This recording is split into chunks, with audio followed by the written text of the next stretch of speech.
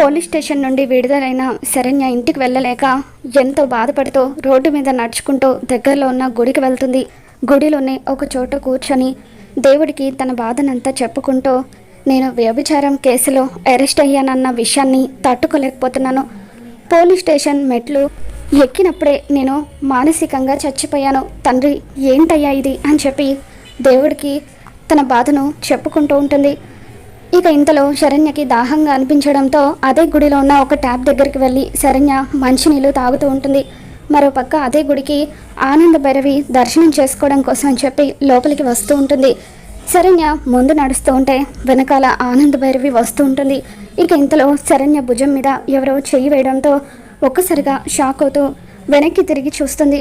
మరి ఇంతకీ ఆనంద భైరవి శరణ్యాన్ని చూసుంటుందా? అసలు ఏం జరగబోతుందో మళ్ళీ మన ఛానల్లో తెలుసుకుందాం. మీకు ఈ వీడియో నచ్చినట్లయితే లైక్ చేయండి.